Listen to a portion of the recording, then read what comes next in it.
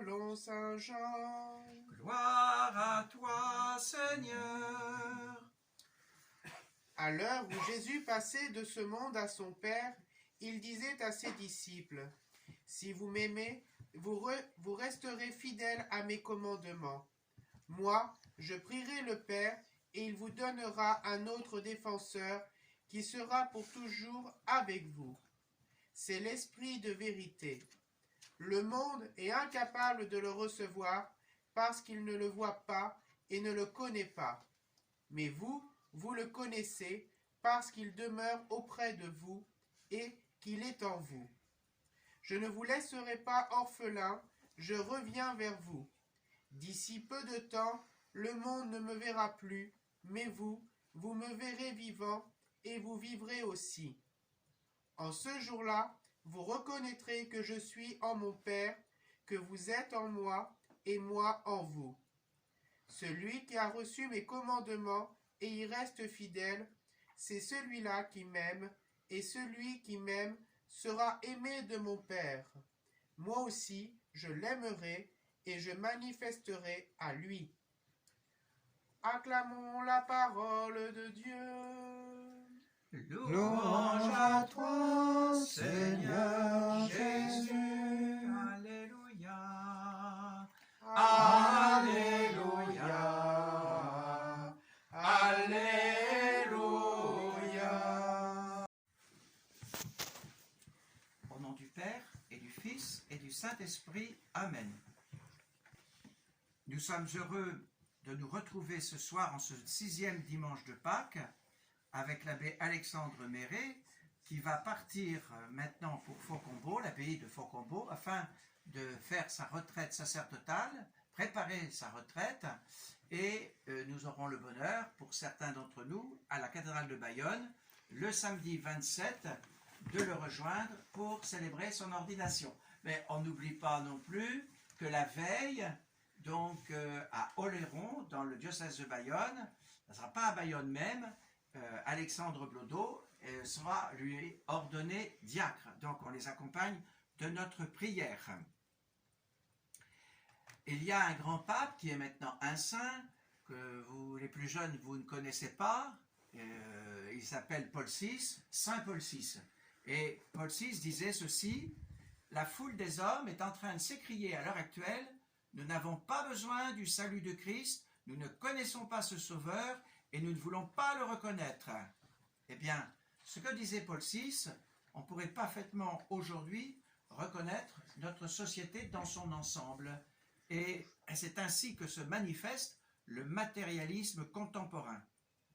La voie des apôtres, la voie de nos chers apôtres, qui est celle de Jésus, notre civilisation imprégnée des mœurs chrétiennes, pleine d'humanisme, le sang du Christ, le sang des apôtres, le sang des martyrs. Nous avons célébré il y a peu de temps Sainte Jeanne d'Arc. Tous ces témoignages, finalement, ne suffisent plus à la société qui est la nôtre. Elles ne suffisent plus à convaincre les foules incroyantes. Alors les croyants, qui vivent vraiment leur foi, qui vivent selon l'Évangile, évidemment, se trouvent en contradiction avec ce monde incroyant. Et nous nous trouvons souvent en but à la moquerie, et voire même, on le voit en ce temps de confinement, à la haine pour certains. Le Seigneur l'avait prédit, si vous étiez de ce monde, donc incroyant, ne vous inquiétez pas, il vous aimerait. C'est pour cette raison que, je ne sais pas si vous vous rappelez, d'un évêque qui s'appelait Monseigneur Gaillot, il était adulé par la société, adulé par les médias. Mais pourquoi il était adulé? Parce qu'il plaisait, parce qu'il n'enseignait plus la vérité du Christ, tout simplement. Si vous étiez de ce monde, et il l'était, il vous aimerait. Mais vous n'êtes pas de ce monde, alors il vous hait. C'est comme ça. Devant cette incrédulité, ces vexations, cette haine, les chrétiens sont appelés à rendre compte de leur foi. De quelle manière? Par leur parole et surtout par leur conduite. Soyez toujours prêts à la défense contre quiconque vous demande raison de l'espérance qui est en vous, nous dit l'apôtre Saint-Pierre. Les incroyants nous combattent parfois parce qu'ils ne comprennent pas notre foi, qu'ils ne connaissent pas ou même la trouvent absurde. parfois parce qu'ils sont inquiets ou en recherche. Nous devons être normalement capables, nous, de les éclairer, de leur expliquer notre foi, son contenu, ses motivations. La grande faiblesse, malheureusement, de la plupart des chrétiens, c'est l'ignorance de leur propre religion. Alors il faut demander au Seigneur de combler cette ignorance.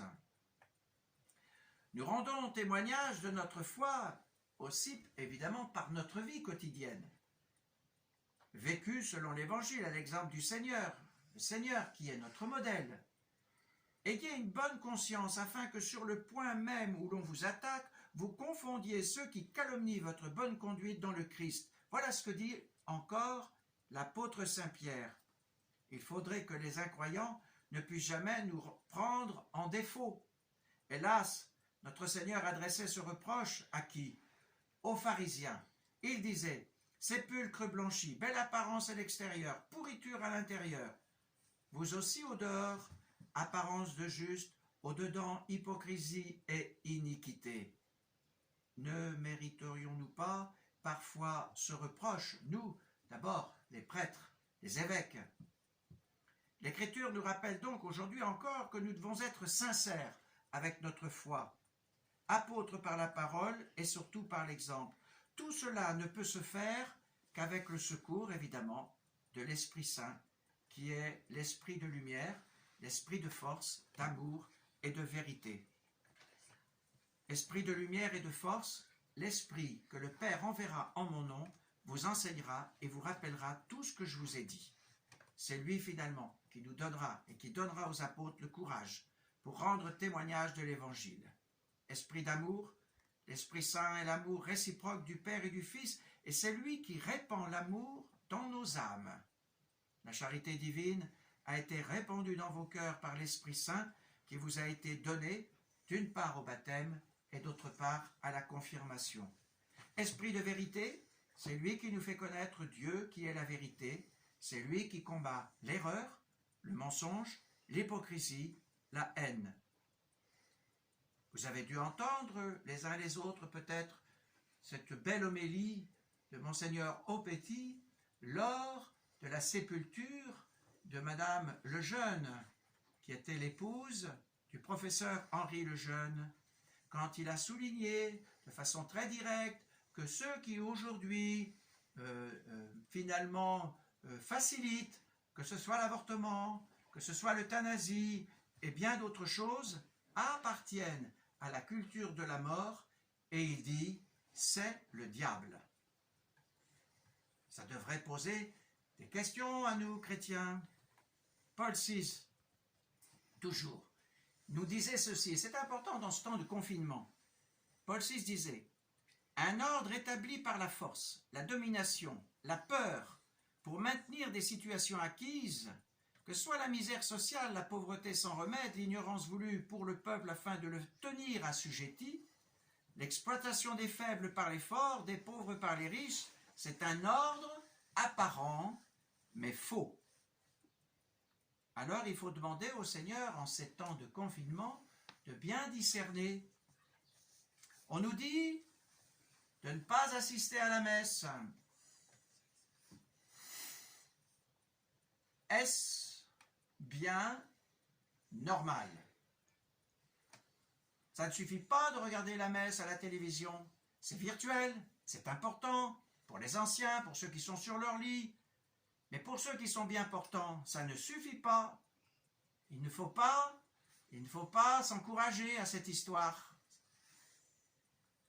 Nous avons besoin d'être présents, sacramentellement parlant. Nous avons besoin justement, nous allons bientôt fêter l'Ascension et 10 jours plus tard, la Pentecôte. Nous avons besoin de cet Esprit Saint, de cet esprit de lumière, de force, de vérité, d'amour.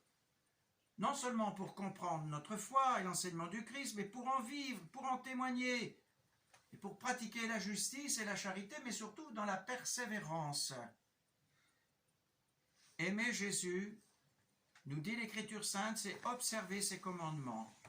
Alors efforçons-nous vraiment de suivre l'enseignement de l'Évangile et trouvons les moyens, car on peut le trouver, même en temps de confinement, trouvons le moyen de participer à la Sainte Messe, pas virtuellement.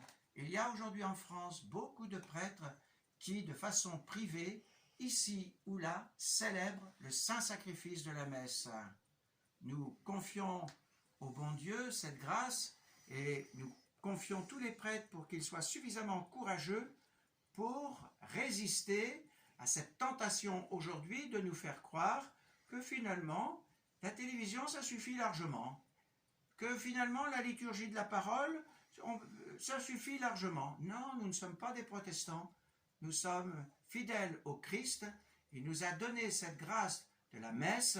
Il faut prier pour que ce temps de confinement ne détruise pas dans certaines âmes ce que le Seigneur nous a donné de plus beau. Et puis prions pour nos garçons qui vont devenir prêtres, pour ceux qui vont devenir diacres, pour que dans leur cœur, ils soient toujours des véritables témoins de ce que Jésus a donné de plus beau, de plus grand, à commencer par le premier des sacrements, la Sainte Messe.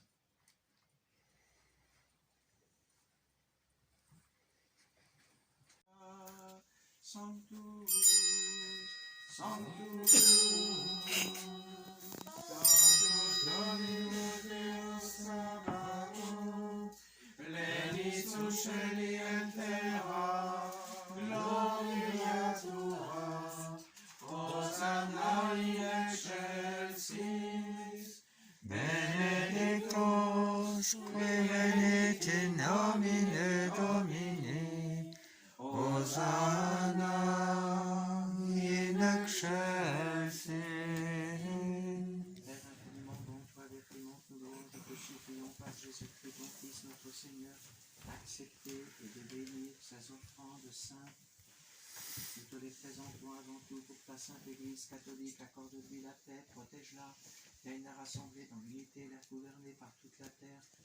Nous les présentons en même temps pour ton serviteur, le pape François, notre évêque Pascal, et tous ceux qui veillent fidèlement sur la foi catholique reçue des apôtres, le pape émérite Benoît, le cardinal Sarah, le cardinal Beur, le cardinal Muller, Monseigneur Hayé, l'ensemble des prêtres.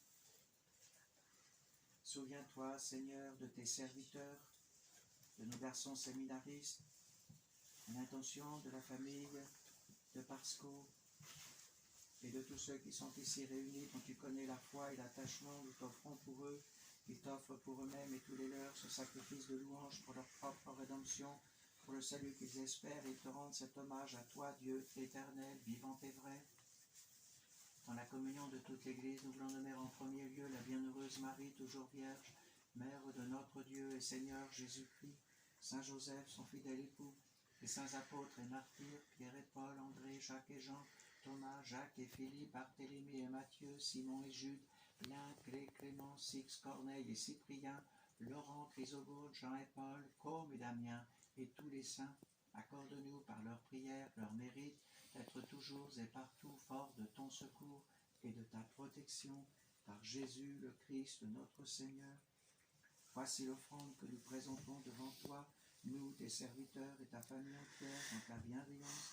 Accepte-la, assure toi-même la paix de notre vie, arrache-nous à la damnation éternelle et reçois-nous parmi tes élus, par Jésus le Christ, notre Seigneur. Amen.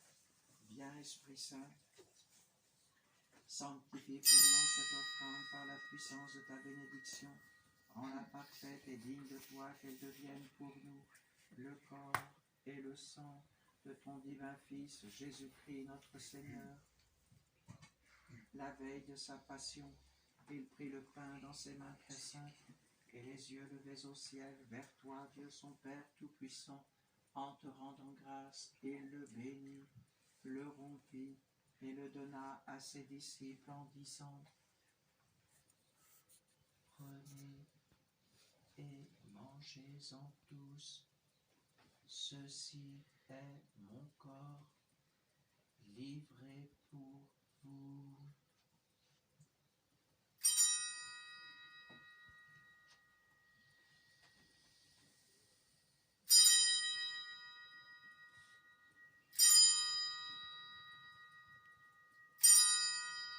Mon Seigneur et mon Dieu.